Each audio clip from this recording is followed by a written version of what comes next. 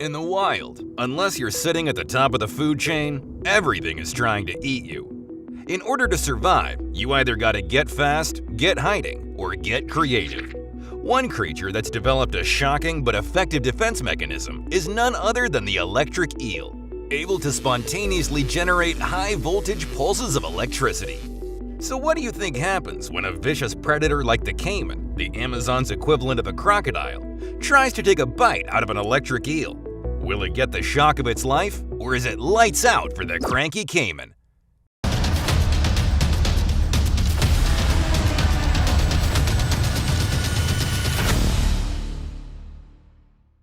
If you've ever put a 9-volt battery on your tongue, you'll know that electricity tastes terrible. There's also that unpleasant, painful jolt in your mouth, kind of like licking an electric fence. Now imagine ramping that battery up from 9 volts all the way to 860 volts. And you're starting to get an idea just how much biting an electric eel sucks. So how do electric eels deliver such a powerful shock? What can that much electricity do to a human being? And did the caiman make it out alive? You'll have to stick around to find out. Electrophorus electricus, otherwise known as the electric eel, is a curious fish. Despite having the word eel in its name and looking exactly like one, they're not eels at all. In fact, they're part of the Gymnotiformes family of knifefish and are more closely related to a catfish or carp than a traditional eel. Up until 2019, it was believed there was only one species of electric eel. That was before an expedition found and classified 2 more species, Electrophorus vari and Electrophorus volti. Growing up to 8 feet long and weighing as much as 44 pounds, you'll find electric eels throughout the northeast of South America, including the Amazon and Orinoco river basins. They love lurking through slow-moving freshwater creeks and swamps, using their secret superpower to stun and kill their diet of fish, shrimp, amphibians, and sometimes even small mammals. For centuries, the indigenous tribes of Venezuela called the electric eel arimna, or something that deprives you of motion. To catch these slimy, sparky treats, tribesmen used to drive herds of wild horses into the eel-infested ponds. The horses' hooves would churn up the mud and bring all the eels to the surface, where they would leap out of the water and attack. The tribesmen would wait until the swarm of rapidly discharging eels had run out of juice before jumping in and catching 1 or 2 for dinner. This technique was witnessed by Prussian explorer Alexander von Humboldt, who in 1800 became utterly fascinated by this mystical creature. In a remote rainforest village in Venezuela called Los Llanos, Alexander set up a series of crude experiments to test the strength of the electric eel's shock. Now, when I say crude, I mean crude. There were no voltimeters or amperage meters. Humboldt would simply grab the eel and objectively rate the power of each electric jolt.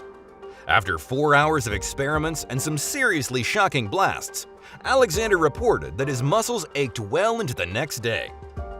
Despite knowing that electric eels packed a seriously heavy electric punch, it would be at least 100 years before scientists would figure out how they did it. The secret to an electric eel's shocking talent lies in 3 pairs of specialized organs throughout their abdomen. There's the main organ, which spans half the dorsal section of the eel, Hunter's organ, which runs the length of the eel's underbelly, and Sachs organ, which makes up the dorsal part of the eel's tail. These organs contain hundreds of thousands of modified muscle cells called electrocytes, arranged in perfect rows.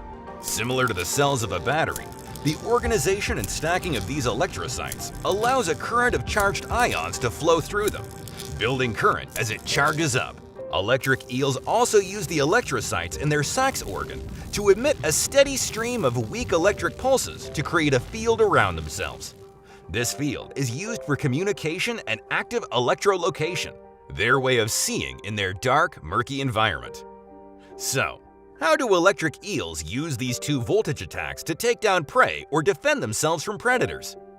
After sensing a disturbance in the water, electric eels emit 2 or 3 strong pulses, as much as 860 volts.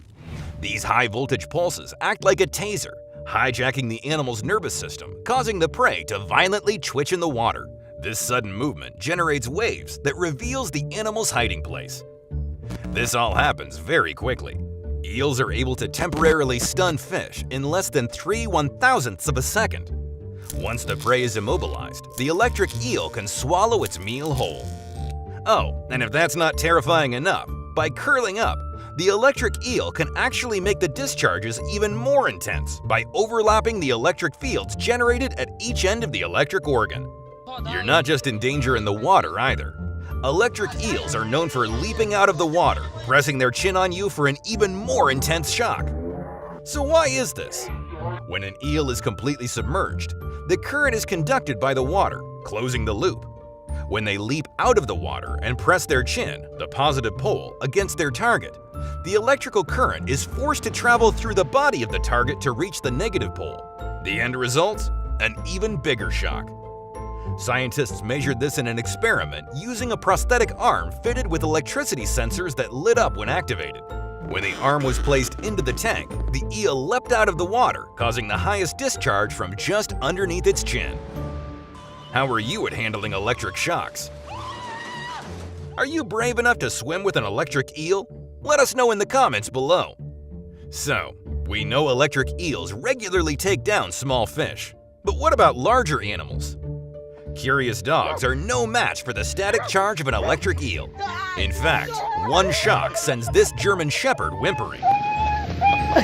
But it's the Amazon caiman who finds itself often tussling with the electric eel, and it can be a flip of the coin who comes off second best. Sometimes, the warning pulses of an electric eel stop the caiman dead in its tracks, the ravenous reptile convulsing violently for a few seconds before regaining his composure and making a run for it. Other times, it's not so lucky. If a caiman manages to get a decent bite on the eel as the high-voltage shocks are discharged, his jaw clamps shut and the pair are locked in a shocking stalemate. Every one of the caiman's muscle fibers spasm uncontrollably before the reptile's heart finally gives out. So, could an electric eel kill a human being?